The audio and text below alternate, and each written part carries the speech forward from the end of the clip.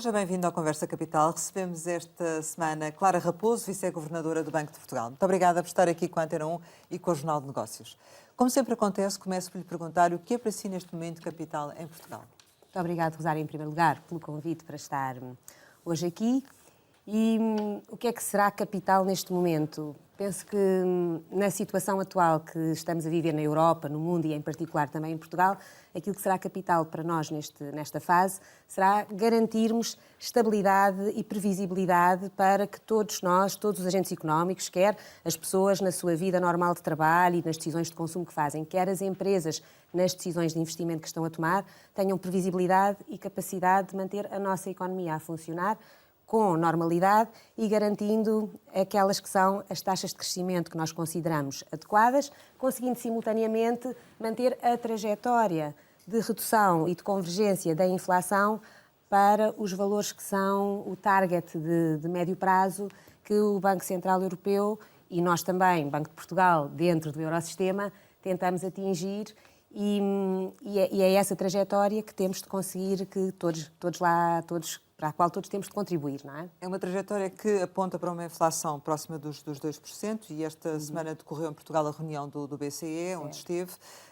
A Presidente do BCE, Christine Lagarde, anunciou que as taxas diretoras do BCE vão subir novamente em julho, 0,25 pontos percentuais, precisamente com o objetivo de recolocar a taxa de inflação abaixo dos atuais 6%, mais ou menos. Percebi por aquilo que nos acabou de dizer que concorda com esta opção.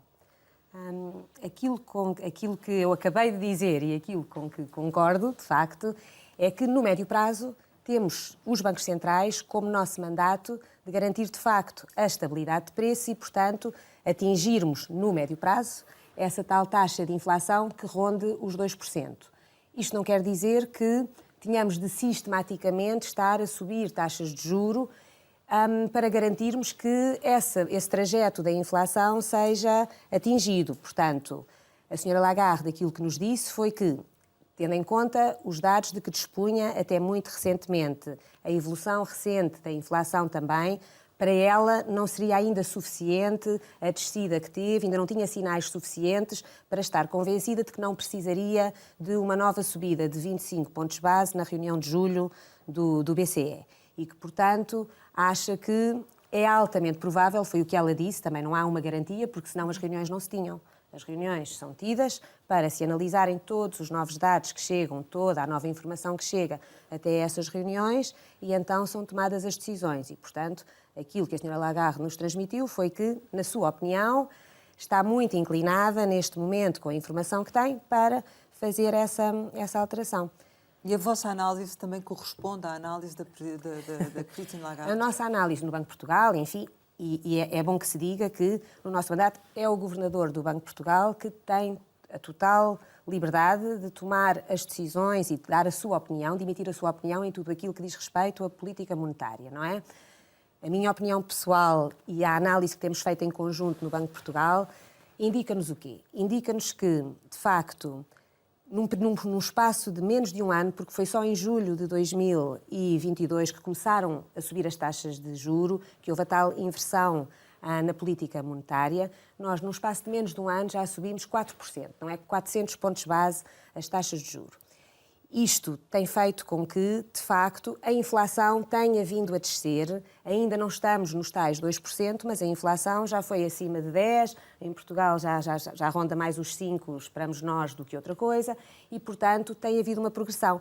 As dúvidas que muitas vezes nós temos, ou a interpretação que vamos tendo diferente, tem a ver com o lag ou o desfazamento de tempo entre as medidas de subida de taxa de juros e depois o impacto que elas vão tendo na economia. Isto leva algum tempo até que até que a política monetária seja transmitida a todas as áreas da economia.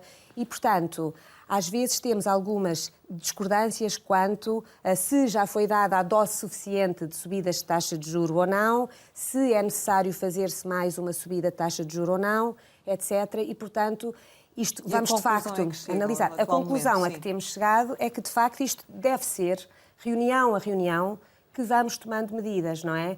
sem criar qualquer tipo de alarmismos, não é? E estando confiantes na forma como a política monetária leva algum tempo, mas está a ser transmitida à economia e vamos tendo alguns bons resultados e, portanto, neste momento temos conseguido, no conjunto das economias, e isto não são só os bancos centrais, é depois todos os agentes económicos que, observando as novas medidas, se vão adaptando, temos conseguido, de facto, ter alguma descida da inflação, ainda está acima do target, mas estamos há um ano nesta campanha. Portanto, faz sentido para vocês uma nova subida em julho, dos 25 pontos percentuais? Para lhe ser sincera, não sei se seria necessário fazer-se uma nova subida de 25 pontos base neste momento, se não se poderia então ter pausar mais cedo, esperar para ver os impactos durante mais algum tempo. Na verdade, uma vez que na última reunião, no final da reunião, já foi anunciada com elevada probabilidade esta subida de 25 pontos base em julho, neste momento acho que ninguém ficará surpreendido com a subida dos 25 pontos base. Portanto, psicologicamente, acho que já estamos todos preparados para essa subida. Os próprios analistas financeiros e quem transaciona no mercado já incorporou nas suas análises e nas taxas Euribor, etc., já está incorporada esta expectativa de subida de 25 pontos base agora. Portanto... Sendo essa subida de julho já tão certa, e setembro, por exemplo? Não é completamente certa, não é? Há apenas esta indicação de que se não houver nenhuma grande surpresa nos dados, teremos mais esta subida. Setembro é, de facto, ainda uma incógnita, não foi tomada qualquer decisão quanto àquilo que acontecerá. Se fosse o Banco de durante Portugal o verão. a tomar a decisão, o Banco de Portugal faria uma pausa? também tomaria essa decisão em setembro, não é? Portanto, é exatamente isso que, desse ponto de vista, estamos todos de acordo, creio eu, em que não vale a pena precipitar e criar qualquer tipo de dúvida ou incerteza no mercado, porque, de facto, estamos todos a acompanhar o progresso da taxa de inflação, das taxas de emprego, do crescimento de emprego, taxas de desemprego, etc., perspectivas de crescimento da economia. Eu só fico com uma dúvida, porque o Governador do Banco de Portugal fala precisamente nessa subida em setembro e em novembro, considera que efetivamente elas deverão continuar a aumentar nesses dois períodos, com base no mercado de futuros. O mercado de futuros é muito volátil. Não. O Sr. Governador não falou em subidas em setembro e novembro das taxas de juro dos bancos diretoras do Banco Central Europeu. Aquilo que o Sr. Governador mencionou na entrevista que deu recentemente foi que as taxas de mercado neste momento, as Euribors, que são aquelas que servem de indexantes muito do crédito que é concedido a particulares, por exemplo, essas taxas neste momento, quando observamos as taxas que neste momento estão no mercado, e, no fundo, temos uma espécie de umas curvas que nos mostram a expectativa de mercado de evolução das taxas de juro. Euribor, exatamente. Exato. E isso é que nos dá a perspectiva de mercado, de quem está no mercado, de que estão à espera de atingir este pico em setembro para as taxas de longo prazo e em novembro para as taxas de 3 e 6 meses. Mas ainda Quando eu assim... disse longo prazo, queria dizer a 12 meses. E, portanto, mas isto não quer dizer, isto não é o Banco Central Europeu a anunciar de todo que vai subir ou descer as suas taxas diretoras. Tem a ver com as Euribor, isto sim. tem a ver com a forma como analistas e o mercado em geral e quem transaciona vai reagindo, vai tendo a sua opinião. Estas taxas assim, são formadas com base em probabilidades de... Sim. Portanto, tem portanto, grande probabilidade de falhar, porque realmente este mercado de futuros é muito volátil, não é? Há mercados mais voláteis, não é? As taxas Euribor têm sido bastante previsível, no fundo, esta evolução de taxas ultimamente. Portanto, não tem havido assim uma alteração tão grande nessa evolução. Talvez mais interessante seja dizer, quanto a essa matéria, que quando olhamos para essa estrutura de taxas de juro, não é? Há já uma expectativa de descida depois desse período, ou seja, que durante este ano 2023 seria atingido o pico dessas taxas e que o mercado, de facto, espera que mais tarde comece um processo gradual de descida de taxas de juros. Mas temos de ser muito cautelosos nesta análise, não estarmos a anunciar nem subidas nem descidas de taxas que não estão de todo decididas neste momento. O que é importante, creio eu, é focarmos na nossa atividade, em olharmos bem para as nossas fontes de rendimento e para as decisões de investimento e de consumo que estamos a fazer e sermos razoáveis nessa análise. Ou seja, quem está nas empresas a tomar decisões tem de ter capacidade de olhar para a forma como os mercados estão a funcionar, perceberem que é importante manter a atividade económica a funcionar de forma normal, terem atenção que as subidas de determinadas matérias-primas e do preço da energia, etc., que teve lugar no ano passado, já foi praticamente toda revertida, se não totalmente revertida na maior parte destas matérias-primas e que, portanto, já não existe essa justificação do lado da oferta, nos custos de base da esmagadora maioria das empresas, que justifiquem uma continuada subida de preços e das margens. Portanto, é na ação de todos nós, é no resultado da ação de todos nós. Ou seja, o que nos está a dizer é que decidida... os agentes económicos não estão a refletir ainda nos preços dos bens ao consumidor o impacto que já está a ter a descida da energia nos mercados. Eu não estou a dizer que não foi totalmente revertido esse impacto. Em alguns casos, sim, mas certamente teremos ainda margem para virmos a ter mais reversão de alguma tendência para subida de preços em alguns setores de atividade. E, portanto, há que...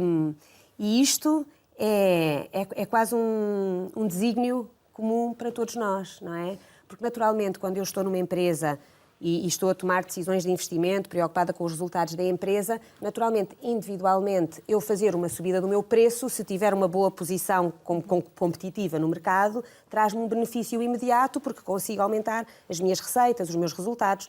Da mesma forma que um trabalhador de uma empresa, quando vê os seus salários aumentar naquele momento, tem um benefício imediato. Mas se todos seguirmos esta lógica, de facto, ao mesmo tempo, coletivamente o que estamos a fazer é prolongar um processo de inflação e estimular taxas de juros mais altas no futuro. E, portanto, todos temos de ser responsáveis e eu acho que essa responsabilidade está a ser tida em conta. Mas e, podem portanto, ir um pouco mais longe. Há uma desaceleração no processo de inflação e o que é importante garantirmos é que, de facto, as pessoas percebem isto, compreendem que tem havido algum cuidado de proteção, de alguma forma, ao rendimento disponível das famílias. E já vamos falar sobre isso, mas essa Isso. desaceleração da inflação, acabou de referir o mercado da energia. Às vezes ficamos um pouco com a ideia de que até mais do que a subida das taxas de juro, o que está a acontecer nos mercados de energia está a ter mais impacto na descida da inflação do que propriamente a subida das taxas de juro.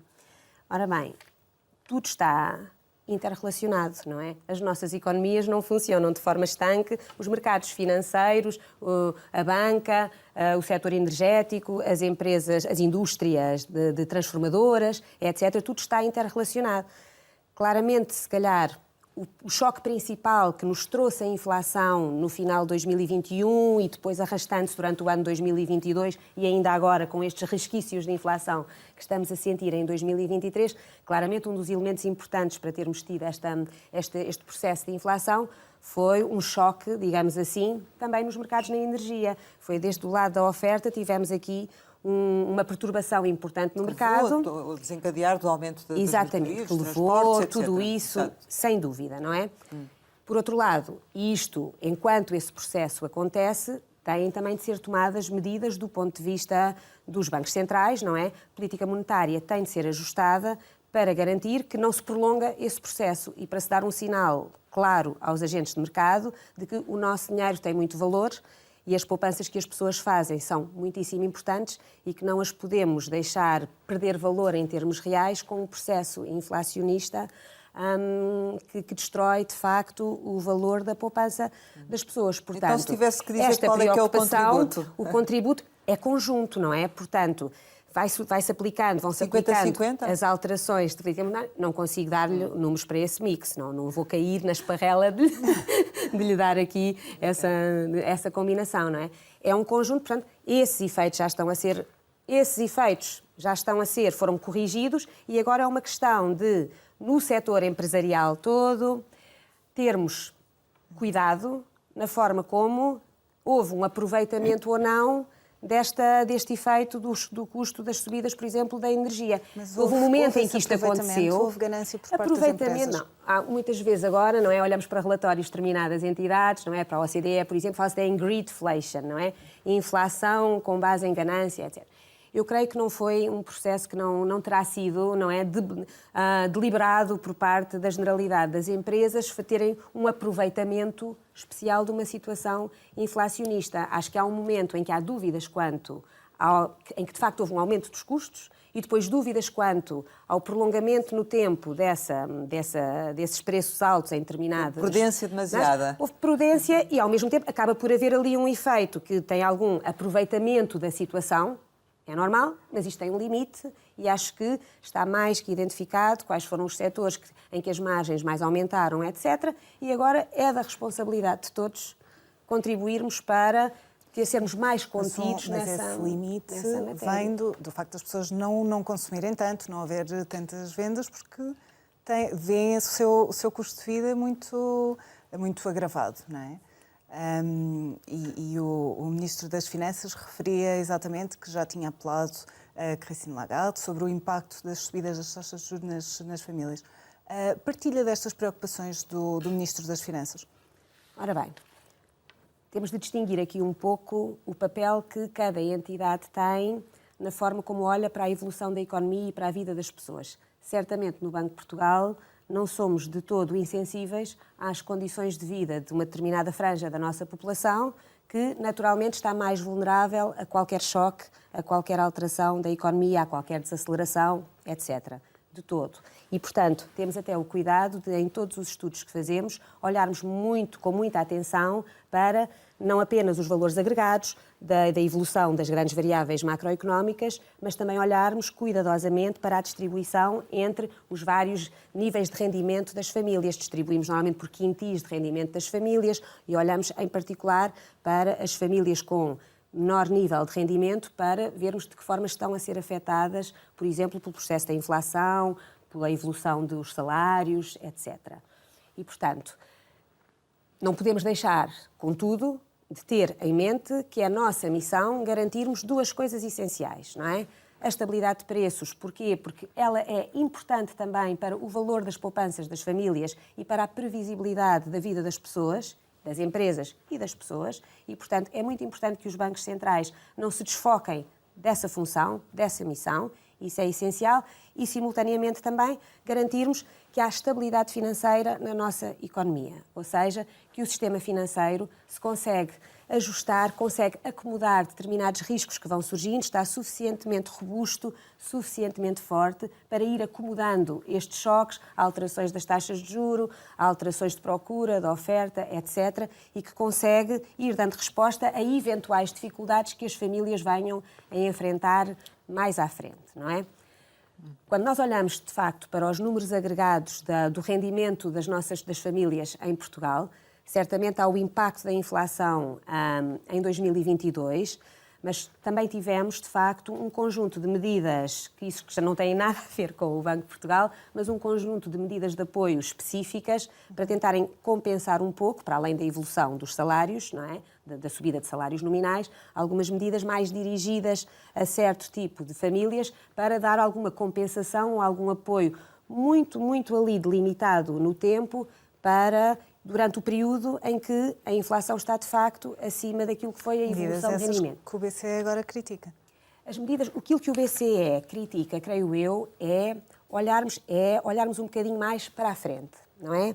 É um pouco uma chamada de atenção para a necessidade de termos alguma coordenação, mesmo que ela seja informal, mas termos alguma coordenação entre política monetária, que os bancos centrais vão decidindo e implementando, e, simultaneamente, política orçamental, que os diferentes governos vão implementando. Mas Isto isso porquê? também existe, esse diálogo existe também entre o Existe Governo e o o Banco de Portugal, diálogo, não existe? existe esse diálogo, faz parte das atribuições do Banco de Portugal prestar aconselhamento ao Governo nas áreas em que se considera que o Governo solicita apoio especial, ou mesmo à Assembleia da República. Por exemplo, só em 2022, só o ano passado, o Banco de Portugal terá contribuído com mais de 40 pareceres, diria eu, sobre iniciativas legislativas do Governo, da Assembleia da República e, portanto, este diálogo existe.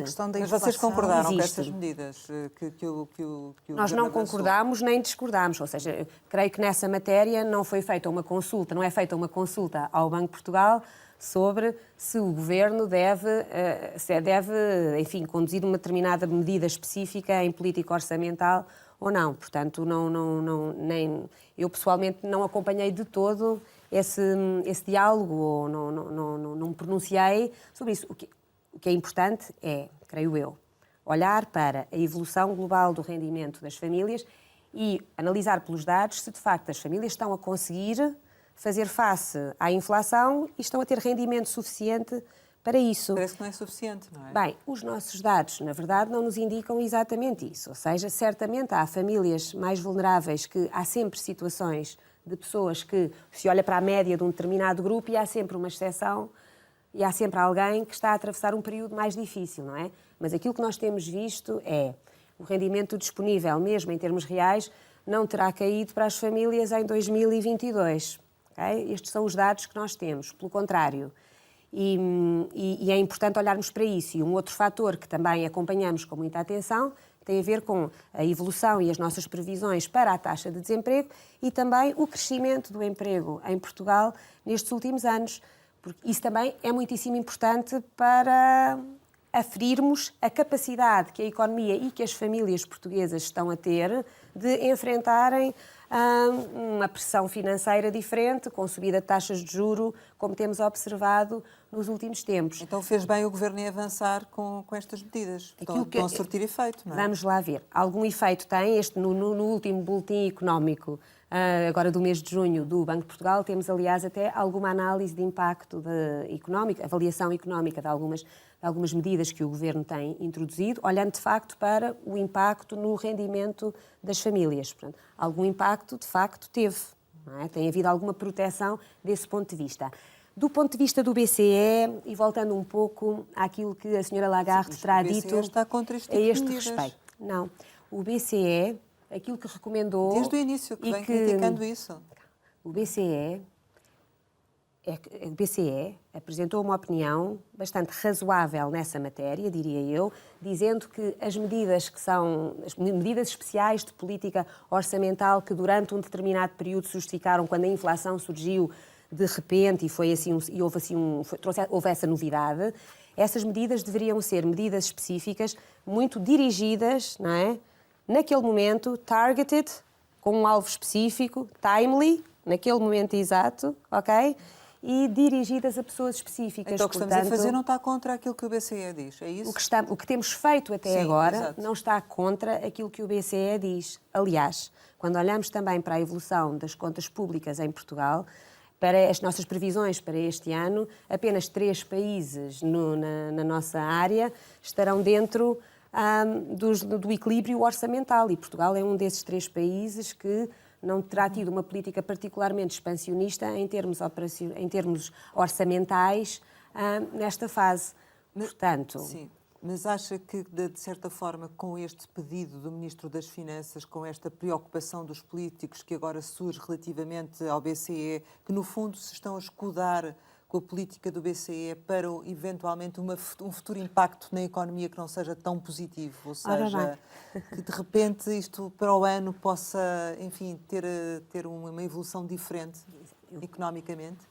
Bem, eu não consigo estar dentro da mente dos políticos, nem de quanto mais dos políticos em geral. Mas para consegue, saber se calhar, avaliar, exatamente. não é?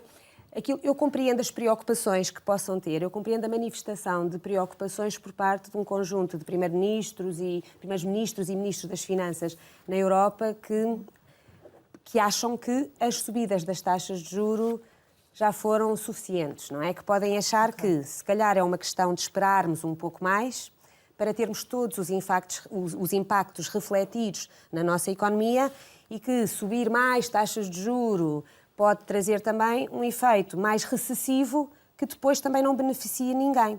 Porque se em Portugal temos tido um desempenho, depois da pandemia, tivemos um desempenho com crescimento económico acima da área do euro e temos este ano uma previsão, fizemos até uma revisão da previsão em alta, agora em junho, para o crescimento económico em Portugal, para este ano e para os 2 anos seguintes, claro que são previsões, não é? Com base naquilo que temos visto de evolução para a economia.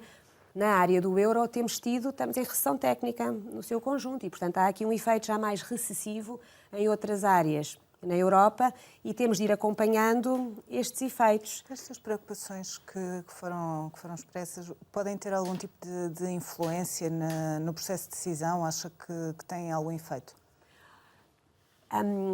Tudo o que é manifestação de desconforto, seja de quem for, que nos traga informação credível nova, novas formas de analisar, novos dados que alguém nos possa trazer, claro que obriga a pensar 2 vezes antes das decisões serem tomadas. Portanto, eu compreendo que os governos também apresentem as suas opiniões, é natural que o façam quando os decisores de política monetária vão tomar também as suas decisões, porque esse diálogo é tido e da mesma forma que os bancos centrais recomendam alguma contenção na condução da política orçamental por parte dos governos, se o fazem, não podem esperar que os governos também não tenham alguma opinião sobre aquilo que os bancos centrais estão a decidir. É um jogo de equilíbrios. Mas podemos vir a crescer menos para o ano, um bocadinho em consequência de tudo o que está a acontecer este ano?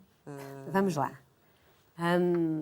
Todas as projeções que nós fazemos são com base num dado cenário e com base num conjunto de pressupostos que, quando estabelecemos, consideramos os mais razoáveis, tendo em conta a informação do momento que recebemos, não é? E, portanto, esta é a nossa previsão no momento, é isto que nós achamos que é mais provável fazer e que só vai resultar, de facto, se não acontecer mais nenhum choque extraordinário e inesperado e se, simultaneamente, todos nós contribuirmos na direção certa para atingirmos aqueles objetivos. As empresas com alguma contenção na sua política de preços, não é? Tentando conter as suas margens, e os próprios trabalhadores, etc., olhando com calma para a evolução dos seus salários e para a forma como o rendimento evoluiu nestes últimos anos e fazendo aqui um compasso de espera para vermos se, de facto, conseguimos produzir, num espaço de tempo razoável, uma descida de inflação que convença todos na Europa do sucesso da forma como a política monetária está a ser transmitida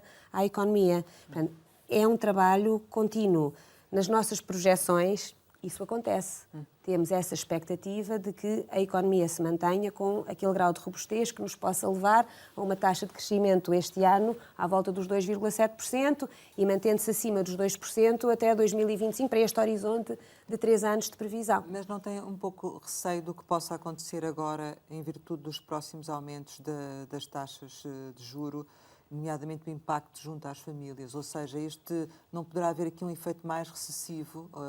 Ora bem, eu não vou dizer receio, não é? Porque acho que faz parte das minhas funções. Estar preparada, tenho de estar preparada para lidar com agravamento de riscos eventuais, com situações de maior vulnerabilidade das nossas economias e, portanto, eu não diria que receio é a expressão que nós devemos aplicar a pessoas e instituições que têm responsabilidades, que têm de ser capazes de dar respostas a problemas que possam surgir. De outra forma, portanto, há uma questão de confiança. Isso vai acontecer? A situação vai agravar-se? Espero que não. O que se passa é que sempre que temos naturalmente subidas de taxa de juro e temos famílias com crédito que está indexada a estas taxas de juro, vamos ter algo. Nunca é agradável vermos as nossas prestações, não é? Quem tem prestações que tem de pagar, ver as prestações subirem, porque subiram as taxas de juro e, portanto, isto causa mais stress no rendimento das famílias. Meses, vai aumentar, não é? Pois. Vai aumentando. Muitas famílias são capazes de lidar com isso, ou porque tiveram também uma subida do seu rendimento que mais ou menos acompanha esta subida das taxas de juro e conseguem fazer face à nova prestação das casas, outras famílias terão seguramente mais dificuldades, não é? O que é que acontece? Nós, no próprio relatório de estabilidade financeira que publicámos em maio, até no início de maio, fizemos também uma análise da forma como as famílias portuguesas estão expostas a este risco e depois o próprio setor bancário, como é que está exposto ao risco de algumas famílias terem alguma dificuldade de cumprimento com as suas obrigações. O que é que nós verificamos? Existe, de facto, famílias com mais vulnerabilidades.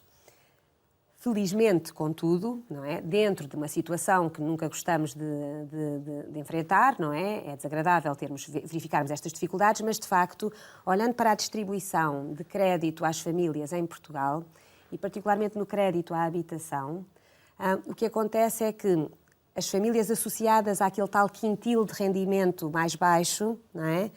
Correspondem a menos de 10%, são cerca de 6% do crédito à habitação que temos em Portugal. Ou seja, as famílias mais vulneráveis, às quais temos de dar uma atenção especial, não são, felizmente, tantas quantas... Não será porque aquelas... não conseguem sequer aceder ao certamente crédito? Certamente é porque outras famílias não conseguem aceder a crédito e o Banco de Portugal aí também tem de estar muito atento e os governos têm de estar atentos, lá está, para verificarem as condições de vida das pessoas, o acesso à habitação, medidas específicas, eventualmente, como têm vindo a ser discutidas e até algumas decididas e implementadas, de apoio a famílias específicas que possam estar a ter mais dificuldade em enfrentar as subidas das taxas de juros nos seus empréstimos, não é? Verdade? Por outro lado, não podemos esquecer de onde é que partimos de há uns anos atrás e as dificuldades que tivemos no sistema financeiro, não exatamente por as famílias entrarem em incumprimento, mas que também precisamos de garantir para toda a nossa economia que o sistema financeiro nos traz estabilidade e que conseguimos ter boas respostas dos bancos quando algumas famílias possam entrar em situações de maior dificuldade. Essa preocupação também é muito grande. Estamos a ter boas respostas dos bancos às dificuldades das famílias? O que é que lhe posso dizer sobre isso? Portanto, os bancos, nós em Portugal temos um enquadramento legislativo, digamos, e o próprio Banco de Portugal acompanha isso com atenção, que permite renegociações de créditos às famílias que possam enfrentar situações de maior aperto em determinados momentos, não é? E, portanto, os bancos fazem isso. É cedo ainda para lhe conseguir dar números concretos da forma como os bancos estão a renegociar, a dar apoio às famílias, mas no diálogo que vamos tendo com a banca e nos números que vimos até agora, ainda não encontramos um número que nos preocupa assim muito quanto a incumprimentos ou dificuldades das famílias em cumprirem as obrigações. Mas vamos vendo, de facto, que os bancos vão renegociando também com as famílias, não é? Vão conseguindo, aumentando, por exemplo, alargando os prazos de pagamento, fazendo alguma renegociação de algumas condições para tentar dar um bocadinho mais de margem durante o período de tempo em que as taxas estarão mais altas. E, portanto, isso vai havendo alguma sensibilidade, digamos assim, por parte da banca. Tem essa obrigação também de acompanharem as famílias e de seguirem o crédito que têm. Não é? E o Banco de Portugal está a fazer esse acompanhamento? O Banco de Portugal também acompanha estes dados, não é? Nós temos a CRC, em que nós olhamos para a forma como os bancos vão registando estes créditos e vamos vendo de que forma vai evoluindo banco a banco, etc., e a natureza dos créditos que estão a ser concedidos. E vamos tendo reuniões regulares com a banca, não é? Para também verificarmos como estão a evoluir. Dizia que, o incumprimento não era um número que preocupasse. A que dimensão é que estamos a falar? Então vamos lá, nós agora esta semana também publicámos os dados sobre a evolução, enfim, estatísticas assim em larga medida do setor bancário relativos ao primeiro trimestre deste ano. Portanto, ainda não temos os dados completamente fechados relativos ao segundo trimestre. E quando olhamos, por exemplo, para os NPLs, para o crédito mal parado, não é? Os NPLs dos bancos, temos números ainda muito confortáveis, digamos assim. Portanto, aqueles créditos com a maior probabilidade não produtivos, rondavam os 3%, 3,1%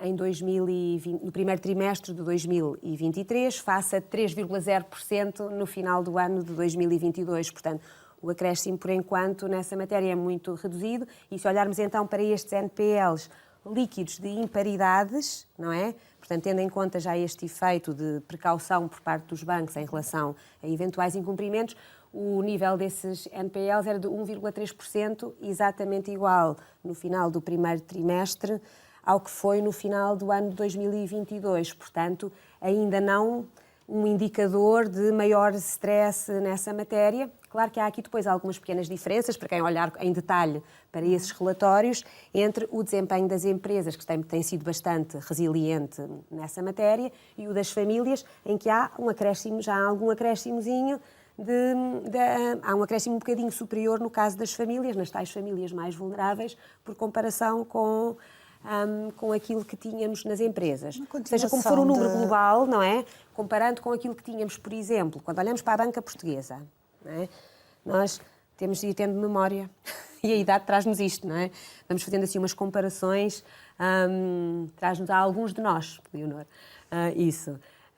Olhamos, por exemplo, mas apenas há 7 anos atrás, não é? Se olhássemos, comparássemos junho de 2023 com junho de 2016, os tais NPLs, os empréstimos os créditos não produtivos na banca eram 17% na banca portuguesa em 2016. E chegamos agora aqui a 2023 e mesmo com este processo inflacionista, mesmo com tudo isto, temos uma banca mais capitalizada, com mais preocupação na atribuição de crédito. Mal seria que isso não tivesse acontecido. Muito diferente, não é? de 17 para 3, não é? Portanto, temos de garantir no Banco de Portugal que o sistema, que o setor bancário consegue ir dando resposta a estas alterações. Ainda sobre essa questão, portanto, aquela resistência inicial que houve por parte da banca em renegociar os créditos à habitação, neste momento, do seu ponto de vista, isso não existe? Eu, para ser sincera, nem sei se houve exatamente essa resistência inicial em renegociar. Acho que terá havido. Os bancos chegaram a dizer às pessoas que ficariam marcadas se pedissem Exato. ajuda, se renegociassem. Não, eu acho que o que houve... E obrigar a comprar determinados produtos também para a renegociação, por exemplo, aconteceu isso. Vamos por partes? Vamos por partes. Acho que inicialmente, não é, terá havido alguma dúvida de interpretação até da forma como isto poderia ser feito. E, portanto, os bancos, o próprio Banco de Portugal, quando olhamos para uma nova peça legislativa, aquele Decreto-Lei 80A, que veio no final do ano passado, temos de olhar muito bem para o que lá está escrito e perceber exatamente a que famílias se implica, em que condições, como é que deve ser feito o registro, etc., porque os bancos também têm obrigações de reportarem que tipo de renegociação está a ser feita, porque, de facto, também quando se faz uma renegociação, é porque, de facto, as pessoas não estão a ser capazes de fazer o cumprimento no contrato nas condições iniciais. E, portanto, foi preciso e tem sido preciso fazer-se este diálogo para que se consiga fazer de uma forma pacífica essas renegociações, ficando nós com a noção de quantas é que estão a ser feitas por dificuldades das famílias, algumas apenas por renegociações comerciais, etc. Por outro tipo de motivos que também acontece, não é? Também tivemos uma alteração muito grande este ano, durante o ano de 2023, até ao mês de maio, que são os últimos dados que eu vi, por exemplo, nas amortizações de crédito de empréstimos à habitação. Portanto, tudo isto está a acontecer ao mesmo tempo e nós, quando olhamos para todos os dados do crédito à habitação, temos de saber ir identificando bem o que é que foi renegociado, porquê, o que é que foi uma amortização, o que é que levou, por que motivo é que houve uma alteração da taxa ou do prazo, etc. E essa classificação, às vezes, pode assustar um bocadinho as famílias, que não querem ficar marcadas, mas os próprios bancos também, para verem de que forma é que vão ter de fazer aquela classificação, se isto vai obrigar a que sejam constituídas imparidades ou não, etc. Portanto, é ainda, em termos de séries longas, é ainda cedo para conseguirmos ter os números fechados. Os bancos estão esclarecidos neste momento? Neste momento, sim. Eu creio que sim. Rosário, mas não queria deixar também lhe dar nota de um outro ponto que mencionou, que tinha a ver com a forma como nós acompanhamos, com os bancos tentarem impingir, era um bocadinho o que me estava aqui a dizer, outros tipos de produtos, etc, etc. Ora bem, o Banco de Portugal também tem uma função, também tem esta área, até uma área de supervisão comportamental, em que vai acompanhando a conduta dos bancos em determinadas, das instituições de crédito, na forma como se relaciona com os seus clientes. Há aqui um elemento também de proteção ao consumidor, digamos assim, que numa determinada área do Banco de Portugal também acompanhamos. Portanto, sempre que há denúncias, ou mesmo sem isso, há atividade inspectiva, há inspeções que vão sendo feitas regularmente e muitíssimo ativas, até por comparação com a generalidade dos outros bancos centrais que eu vou conhecendo, em que se tentam identificar, de facto, situações de abuso de uma determinada situação de poder ou de desconhecimento por parte das pessoas quando a literacia financeira ou económica é um pouco mais limitada, e o Banco de Portugal também tem aí esse papel. Por exemplo, em 2022 e até ao início de 2023, não lhe consigo precisar a data, foram devolvidas às famílias, digamos assim, aos consumidores, 3 milhões de euros na sequência de atividades inspectivas do Banco de Portugal, conduzidas também pelo Banco de Portugal, por denúncias ou na nossa atividade, em que são identificadas às vezes algumas incorreções na forma como estas 110 instituições de crédito se tinham relacionado com as famílias. Não necessariamente ligado ao crédito à habitação. Não necessariamente ligado ao crédito à habitação, não é? Sim. Muitas vezes incorreção na aplicação de alguma taxa, de alguma comissão, etc. E no crédito à habitação também. Temos essa preocupação também, como é evidente. Relativamente à taxa de esforço, acha que ela devia ter outro tipo de cálculos? Está bem assim ou não? Isso é mesmo uma área que tem a ver com, enfim, com o nosso departamento, a nossa área de macroprudencial, não é? Que é a forma como o Banco de Portugal é também responsável, é a autoridade macroprudencial em Portugal e, portanto, temos esta responsabilidade de definir algumas regras do jogo para que o setor se mantenha estável e seja capaz de enfrentar eventuais futuras crises e, simultaneamente, garantindo que a banca também vai conseguindo conceder crédito e desempenhar a sua função de aceitar depósitos, conceder crédito à economia, às famílias também. Em 2018 introduzimos a tal recomendação macroprudencial a que a Rosário está a aludir, na qual recomendamos aos bancos e depois acompanhamos muito proximamente se os bancos estão de facto a cumprir a recomendação que é feita pelo Banco de Portugal, recomendamos critérios para acesso a crédito à habitação e a crédito a consumo também. No que diz respeito ao crédito à habitação, aquilo que foi introduzido em 2018, depois temos tido algumas revisões sucessivamente ao longo dos anos, é de facto que a taxa de esforço que é aqui exigida no teste que é feito às famílias, basicamente a família vai ao banco, pede um empréstimo para a habitação e o banco mostra-lhe a taxa de juro que está a vigorar naquele momento, é o Euribor hoje, não é? O spread para cobrir risco de crédito daquela família específica que o banco coloca ali em cima e depois o que é que nós fazemos? E a família ficaria a saber qual é a prestação que paga neste momento, não é? Mas temos também a responsabilidade de dizer às famílias e de garantir que os bancos estão conscientes disso, de que neste momento é esta a prestação que vai pagar, mas que se no futuro as taxas de juros subirem, a situação poderá ser mais difícil. E o que o Banco de Portugal faz é, à taxa verdadeira que está a vigorar no momento no mercado, soma aqui um choque extra de 300 pontos base, que foi assim introduzido em 2018, e vê-se quanto é que isto significa se fosse esta taxa a atual mais 3%, digamos assim, qual é que seria o peso do serviço, dos encargos financeiros todos da família no seu rendimento. E tentamos limitar, garantindo que não se entre em contratos, em empréstimos, que as famílias não se endividem, de forma a que numa situação uma situação mais complicada, venham a ter a maioria do seu rendimento associada a empréstimos, não é? Mas faz a títulos de sentido dívida. rever essa forma Faz sentido de cálculo? rever.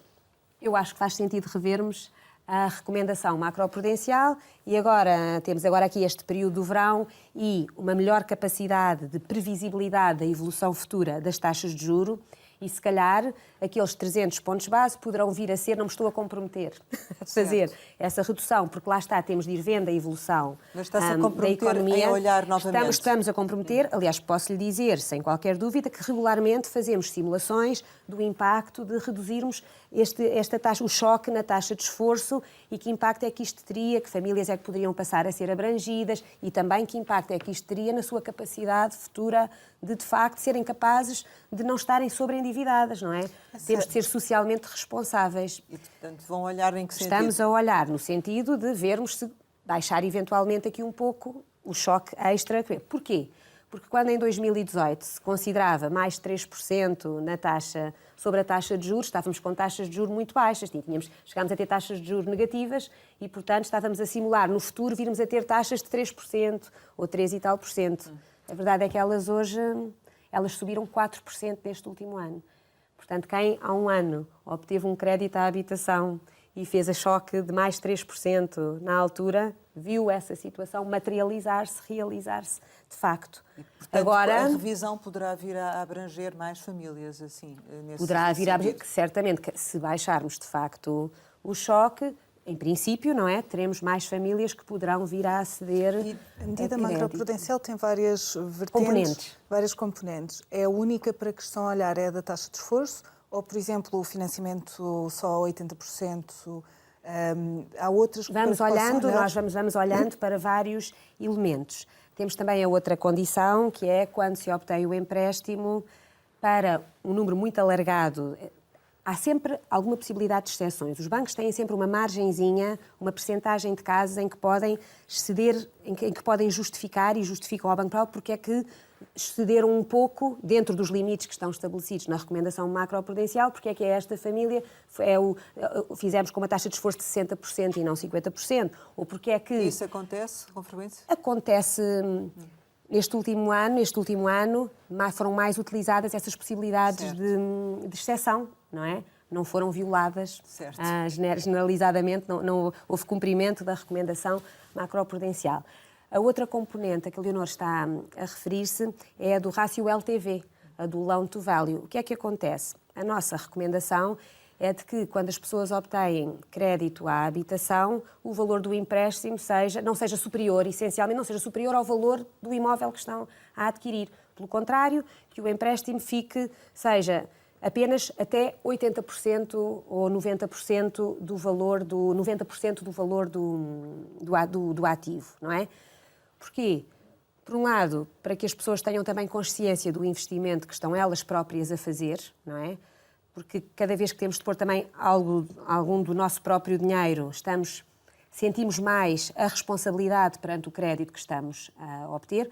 Por outro lado, para também trazermos uma maior proteção ao sistema financeiro, que é quem depois financia estes empréstimos, e não estarmos a sobrefinanciar ou a financiar determinados empréstimos para imóveis que depois valem menos do que o empréstimo que foi concedido. É uma forma também de garantirmos aqui alguma proteção ao setor financeiro para, em caso de alguma crise eventual nestes empréstimos à habitação, o portfólio de imóveis que ali estão associados a estes empréstimos tivesse um valor adequado. E isso vai ser alterado? Portanto, não estamos a discutir isso neste momento, certo. Tem sido uma medida com bons resultados. Mas diga-me uma coisa, a questão da eventual revisão da taxa de esforço virá a tempo do aumento de setembro? E volto aqui um bocadinho atrás para tentar perceber esse impacto do aumento de setembro. Ora bem, nós não sabemos o que vai acontecer em setembro. Nós ainda nem sabemos exatamente o que vai acontecer em julho. Temos as nossas estimativas, mas não foi ainda decidido nada, ainda nem os 25 pontos base. Julho, os 25 pontos, já foi anunciado, não é? Pré-anunciado. Mas até ao dia pode ainda haver uma revisão de expectativas quanto a isso, não é? Ou não é? Também nos Estados Unidos também tivemos, não é? A Reserva Federal dos Estados Unidos também pausou as subidas de taxa de juros. E agora talvez venha a fazer uma nova subida, talvez pausa, ou seja, vamos partir do pressuposto que efetivamente isso vai acontecer em setembro e que em setembro vai haver um aumento e com reflexo em muitos créditos que terminam em setembro, que são anuais, não é? Pronto. Esta recomendação aplica-se a novos créditos. Portanto, os créditos que as pessoas já obtiveram vão seguindo o seu curso com as recondições contratuais. Mas na renegociação não se aplica? Não se aplicará? Não. As renegociações têm as suas próprias regras, são uma negociação entre os bancos e as empresas. Portanto, aí a situação é diferente. Não se aplica. Daí também termos de ser cautelosos, não é? Prudentes, faz parte da natureza daquilo que nós fazemos num Banco Central. Também temos de ser prudentes nas revisões que vamos fazendo às medidas todas que vamos introduzindo. Portanto, neste momento, se me disser assim, acha que vão subir, que as taxas de juros vão subir mais 3% num horizontal, eu acho de facto que não, que a probabilidade disso acontecer é ínfima. E, portanto, o tal choque, neste momento, com a informação que temos agora, achamos que é razoável estarmos a considerar para os próximos meses, não lhe vou precisar exatamente quando, fazermos aqui uma revisão da recomendação. É algo que temos dito até com bastante clareza quando temos reuniões com jornalistas no Banco de Portugal, na apresentação dos relatórios, que temos este projeto de virmos a rever, mas de facto, agora sim, apesar de termos a promessa dos tais 25 pontos base da Sra. Lagarde de subida de taxa de juros em julho, a verdade é que também, e que tivemos até agora os tais 4% de acréscimos, 400 pontos base desde julho do ano passado, mas a verdade é que tem havido, o ritmo de subida das taxas de juros tem vindo a desacelerar, não é? Então, tivemos subidas de 75 pontos base, 50 pontos base, 25 pontos base. Portanto, há aqui uma tendência para chegarmos ao tal momento da pausa. Mas essa revisão da taxa de esforço será feita este ano? É essa a minha expectativa, a não ser que surja algo inesperado até lá, mas temos essa vontade. E efetivamente, do seu ponto de vista, a situação das famílias poderá agravar-se neste último trimestre do ano em função de um eventual aumento de 0,25 pontos percentuais da taxa de juros, ou se isso acontecer ou não? Ora bem, tal como já terei dito há pouco, sempre que sobem taxas de juros para quem tem créditos indexados a essas taxas, há um custo adicional e, portanto, algumas famílias, sempre que isso acontece, há sempre mais alguma família que se sente mais afetada por essa medida, não é? Também vamos tendo algumas medidas que não são de natureza da política monetária, mas mais no foro da intervenção de política orçamental, etc., que tentam atingir essas famílias mais vulneráveis, de forma a dar-lhes alguma proteção em situações mais extremas.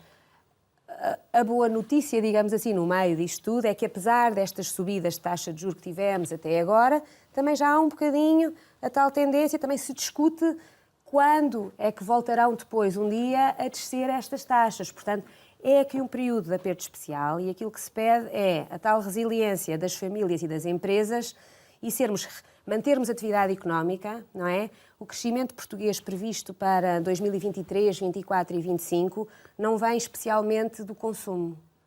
Vem especialmente das nossas previsões de evolução das exportações e do investimento.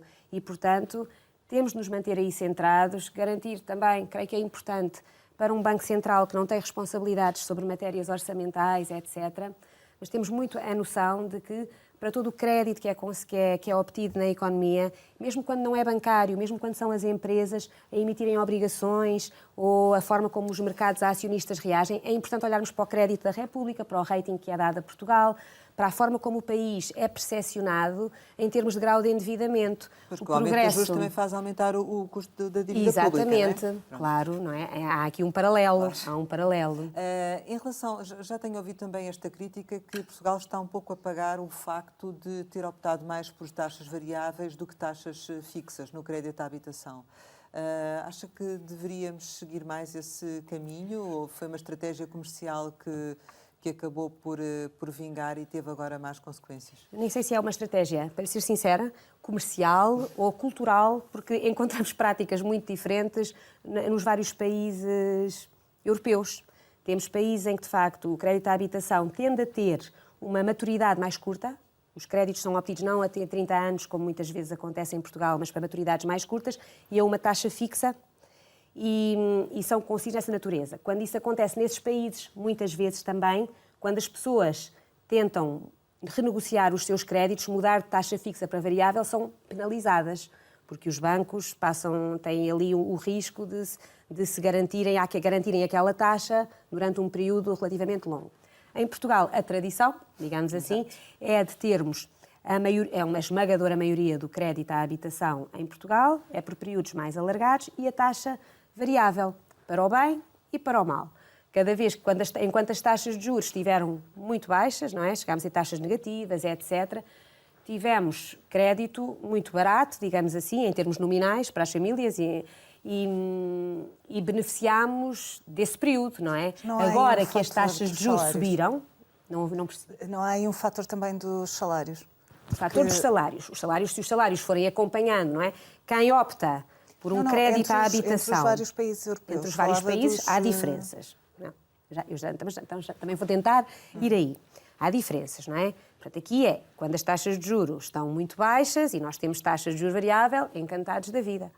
Não nos podemos esquecer, contudo, que as taxas podem subir, não é? Certo. E a responsabilidade do Banco de Portugal, aquela introdução daquela recomendação, veio salientar mais a importância disso, de que quem obtém um crédito a taxa variável, um empréstimo a taxa variável, tem de ter a noção de que pode vir a ter uma prestação maior e também tem de se sentir responsável por isso. Sim, não é? tem havido também da parte da regulação, no sentido dos bancos explicarem melhor isso às pessoas. Onde é que, por exemplo, também há algumas vantagens em termos de taxas de juro variáveis no crédito às famílias, por comparação com aquilo que acontece noutros países. Em Portugal, as medidas de política monetária do Banco Central Europeu, quando o Banco Central Europeu sobe as taxas de juros diretoras, a DFR, a MRO, etc., quando o Banco faz isto tem um impacto nos mercados, nas Euribors, tem um impacto, sente-se. E, portanto, a transmissão da política monetária, as decisões que são tomadas pelo BCE, têm impacto nas decisões, na vida das pessoas. E os comportamentos ajustam-se e o impacto sente-se. Mas esta, do seu ponto de vista, é a forma ajustada ao nosso país? É a forma ajustada àquilo que é o nosso custo de vida? Acho que os nossos bancos também vão apresentando os seus argumentos para alguma dificuldade que possam ter em fazer uma transição. Vai havendo também algum crédito Não tanto a taxa fixa, mas aquela taxa mista, que para um conjunto de anos inicial temos taxa fixa e depois passa a taxa variável, etc., para que não haja um compromisso por tantos anos naquela taxa única fixa, que muitas vezes é difícil de definir, particularmente em momentos como o atual, em que ainda não sabemos qual é a taxa terminal dos bancos centrais, qual é a taxa neutral que achamos que vai vigorar no maior longo prazo, etc. Portanto, temos de nos ir ajustando às circunstâncias. Neste momento, acho que talvez...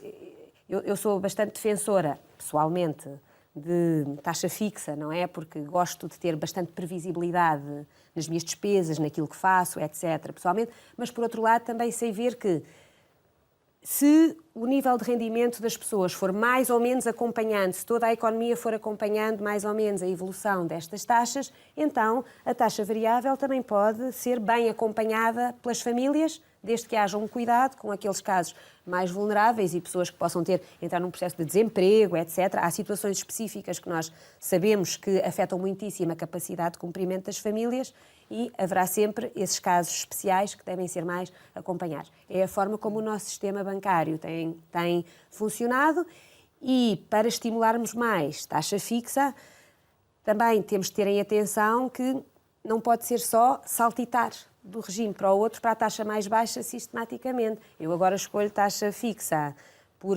agora escolho taxa variável porque é uma taxa baixa e depois, quando as taxas variáveis sobem, eu mudo não posso voltar para a taxa fixa mais baixa anterior. Ou seja, tem de haver aqui cuidado nestes custos de transição de um sistema para o outro, para que nem as famílias, nem os bancos corram riscos excessivos neste negócio. E em relação ao travão ao crédito, como é conhecida essa medida macroprudencial, haverá aí mais alterações ou não? Ora bem, eu não sabia que era conhecida como o travão ao crédito, fiquei a saber aqui. Talvez seja um travão a crédito mais arriscado, não é? Que venha a trazer problemas ao setor bancário e também às próprias famílias no futuro. Acho que a revisão para a qual estamos a olhar está mais a olhar para não. O que é que acontece com a maturidade máxima dos contratos? De facto, Portugal, com mais uma exceção, Portugal é um dos países com a maior maturidade de crédito à habitação na Europa. Também é um país em que o crédito à habitação é com taxa variável e, portanto, temos de olhar também para o nosso ponto de partida em que as famílias, não é? Portanto, não temos vontade nenhuma de ver pessoas que se endividam para a vida inteira para ter casa, não é? Também não é saudável, particularmente quando nós sabemos que depois quando as pessoas atingem uma determinada idade e se reformam, etc., há uma tendência para os rendimentos nessa altura se reduzirem e estarmos a chutar os problemas para a frente e não os enfrentarmos durante a nossa vida ativa, talvez também não seja a melhor solução para as famílias. Portanto, não é nossa intenção reduzirmos, estarmos aqui, não. No entanto, vamos também ter de estar a acompanhar o que se passa portanto, estamos conscientes de que devemos estimular um limite na maturidade destes créditos para uma vida financeira mais adequada, em termos de finanças pessoais, para as nossas famílias. No curto prazo, a nossa preocupação é também olhar, é isso que faremos agora, também para o tipo de renegociações que está a ser feita pelos bancos com as tais famílias que entraram em algumas dificuldades com as novas taxas de juro e vermos em que medida é que houve aqui alteração, extensão de prazos, etc. Mas não é a intenção neste momento vacilarmos na vontade de manter os créditos. Enfim, temos aqui uma tendência a não termos créditos à habitação que vão para lá, em média, dos 30 anos nas várias instituições bancárias. Então, dito isso, não se prevê alterações? Neste momento não, mas, enfim, está sempre... Nós trabalhamos. Sim, claro. E, portanto, vamos sistematicamente e regularmente olhando para todas as medidas que temos implementadas e revendo e simulando determinados cenários e tentando implementar aquilo que achamos que melhor ajuda a atingirmos a tal estabilidade de preços e atingirmos o target, o alvo de inflação no médio prazo, garantindo uma economia com estabilidade no sistema financeiro e, idealmente, com a projeção de crescimento económico que temos neste momento. Não é? Olhando precisamente para essa questão, e temos que concluir, mas queria ainda saber de que forma é que estão a acompanhar a retração no mercado imobiliário e se isso, do seu ponto de vista, vai ter efetivamente algum impacto também depois na atividade bancária, não é? Porque também sabemos que o crédito à habitação é core para a banca, não é? Uhum. É verdade. É uma questão que em todo o mundo e na Europa em particular tem sido muito discutida, em particular a desaceleração de preços no imobiliário comercial, até na Europa, não tanto no residencial, tem sido o maior enfoque. No caso português, a nossa banca não está exposta a imobiliário comercial, portanto não é a fonte de financiamento. No que diz respeito imobiliário residencial, não é? O tal crédito à habitação de que estivemos aqui a fazer, sim, há uma presença, esta é uma componente importante do crédito que as empresas, que os bancos concedem. E esta desaceleração que temos tido aqui nestes últimos meses também vem na sequência de um período particularmente aquecido, digamos assim, que tivemos nos últimos anos. Portanto, 2022 foi um ano com muitas transações de imobiliário com valores recorde, metade dos quais, aliás, creio eu, posso não estar a dizer um valor exato, até sem recurso a crédito no mercado português, não é? No sistema financeiro em Portugal. Portanto, é natural que haja aqui alguma desaceleração, também por algumas famílias que estão retraídas neste momento, ou por dificuldade de cumprir os requisitos do travão, ou também por estarem na expectativa, a verem um bocadinho até onde é que vão estas taxas de juro e à espera até de uma eventual materialização de uma perspectiva de quando é que começarão então a descer para ser esse um momento mais intenções de investimento suspensas. É possível. O ponto mais positivo, a preocupação temos sempre, acompanhamos com muita atenção aquilo que está a passar no mercado imobiliário. No que diz respeito àquilo que o Banco de Portugal acompanha mais diretamente, que é a forma como o sistema bancário poderia ser afetado por uma eventual desvalorização ou enfim, alguma eventual descida nesses valores, etc., do imobiliário, temos alguns mitigantes que são para nós importantes. Por um lado, o perfil das famílias que obtiveram, que obtêm estes créditos à habitação, que são famílias, na esmagadora maioria de quem tem crédito à habitação, em princípio resilientes a estas subidas da taxa de juros e que, portanto, vão conseguir cumprir com capacidade estes contratos. Por outro lado, a tal outra medida de que falámos aqui há bocadinho, a tal outra componente da recomendação macroprudencial, o LTV, o Loan to Value, enfim, estes empréstimos são obtidos até 80% do valor do ativo, portanto, e até 90%, portanto, em média, o nosso loan to value, para mais de 90% do crédito à habitação, o loan to value é inferior aos 80%. Portanto, mesmo que houvesse aqui alguma... há aqui alguma margem que nós seguimos com muita atenção, não é? É importante acompanharmos, mas que neste momento mitiga essa exposição do setor. Fiquei só na dúvida se, do seu ponto de vista, se faria falta ou se poderão vir a fazer falta outras medidas de apoio às famílias, tanto por parte da banca, ou seja, de tomar mais algum tipo de atitude, como por parte do Governo. Ora bem, a banca deverá ser capaz de, autonomamente, ir tomando as suas decisões. O Banco de Portugal vai acompanhando e recomendando aquilo que acha adequado dentro daquilo que é a sua esfera de decisão, não é? Essencialmente, o Governo tomará as suas decisões também e não interferimos de todo, a não ser quando nos é pedido algum parecer especial, etc. Aquilo que nos parece importante é que, em termos orçamentais, o Governo tenha o cuidado de garantir que as famílias portuguesas estão a ser capazes de enfrentar quer o crescimento económico e os novos empregos que estão a ser criados em Portugal, não é? Nós temos mais de 350 mil empregados em Portugal em 2023 do que tínhamos antes da pandemia, em 2019, não é? Nesta última década, temos mais 1 milhão de pessoas a trabalhar em Portugal e o Governo tem de olhar para isto, ver estas tendências e perceber de que forma é que estas pessoas estão a ser remuneradas, estão a ser capazes de enfrentar as subidas de preços e as empresas também têm de ir tomando as suas medidas. Portanto, é importante para nós que o Governo mantenha alguma disciplina orçamental, diria eu. Ou seja, aliviar a trajetória, não diria aliviar, portanto, há medidas que se calhar já não são necessárias porque foram num determinado momento para uma correção, por exemplo, de valores de 2022 e que possam já não ser necessárias neste momento.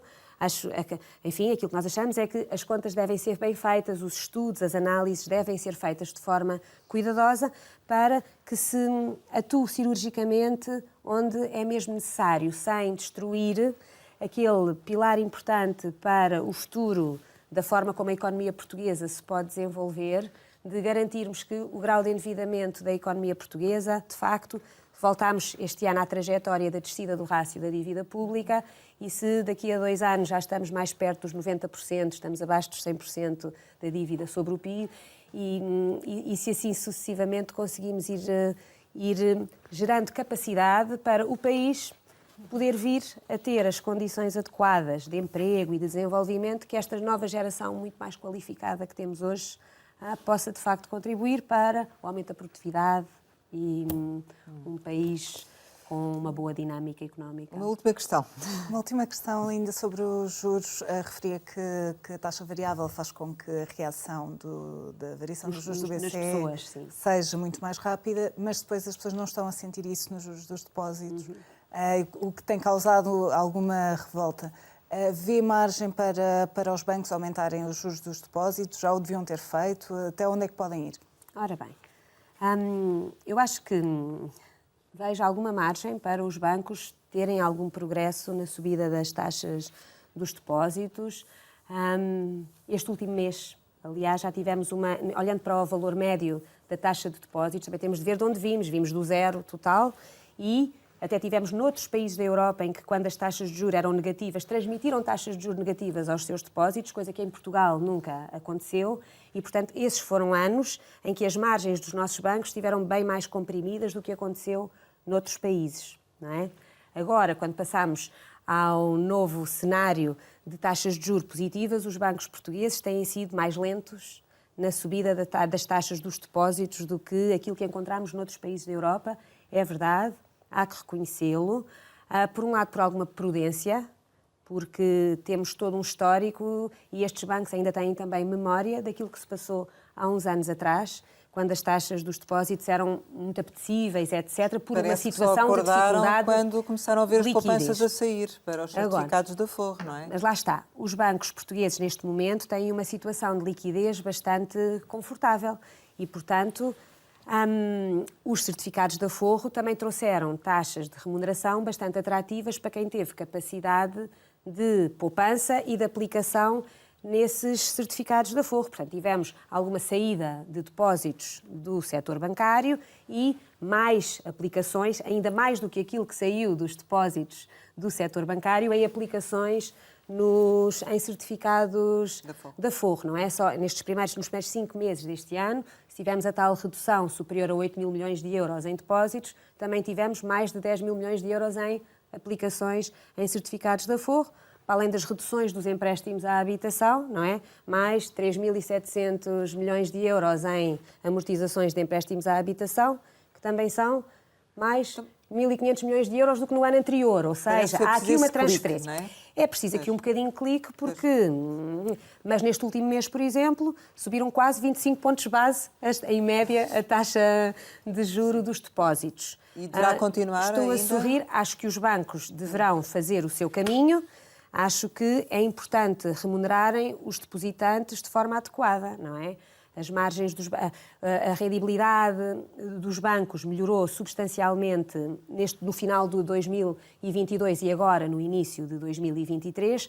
Para nós, de certa forma, vemos isto com a satisfação de verificarmos que o setor está mais capitalizado, tem mais liquidez, tem melhores taxas de rendibilidade do ativo, da equity, etc. E está lentamente a fazer aqui algum ajuste nas taxas de remuneração dos depósitos. Portanto, vamos aguardar para que este caminho seja feito com a tranquilidade, para que as pessoas se sintam confortáveis para manter as suas poupanças. Não é? Isso é o essencial. Poderíamos continuar aqui a conversar, mas temos que concluir e, como habitualmente no final destas conversas, costumamos lançar algumas palavras para uma resposta rápida. Certo. A primeira é Clara Patrícia. É verdade. De onde é que veio isto? Este nome? Ora bem, Clara, porque é um nome que a minha mãe gosta imenso, por ser um nome muito aberto, por não se conseguir dizer claro. E Patrícia, porque tem a ver com a pátria e por ser o nome preferido da minha irmã quando era pequenina. E assim foi aquela época, houve aqui uma época, os anos 70, nós nos anos 70 tínhamos 2 nomes, não é? E assim foi, é geracional. Isqueté. Isqueté, fui lá professora 10 anos, foram 10 anos muito bons. Alexandra Reis. Alexandra Reis, uma gestora que passou aqui por um processo complicado, que não sei exatamente o que está a fazer agora, mas que espero que reencontre o seu caminho. Conselho de Finanças Públicas. Conselho de Finanças Públicas, uma entidade cujo trabalho nós acompanhamos com muita atenção. Serviço Nacional de Saúde. Importantíssimo, um pilar do nosso sistema democrático, uma garantia de qualidade de vida e equidade na nossa sociedade. TAP. TAP, uma companhia bastante estratégica para o nosso país. Corrupção. Corrupção, eliminar. Conflito de interesses. Muito importante ter em conta, saber ajuizar de facto o que é um conflito de interesses e saber ser independente. Lei das Ordens Profissionais. Não acompanho. Trauma. Trauma, tentar ultrapassar. Infância. Feliz. Férias. Ótimas. Filhas. Maravilhosas. Sonho. Não tenho assim um sonho que as minhas filhas estejam felizes. Saudade. De quem já partiu. Portugal. Adoro. Clara Raposo, muito obrigada por ter estado Obrigada. aqui com a Antena 1 e com o Jornal de Negócios. Pode rever este Conversa Capital com a vice-governadora do Banco de Portugal em www.rtp.pt. Nós regressamos para a semana, sempre neste dia, esta hora, e claro, contamos consigo.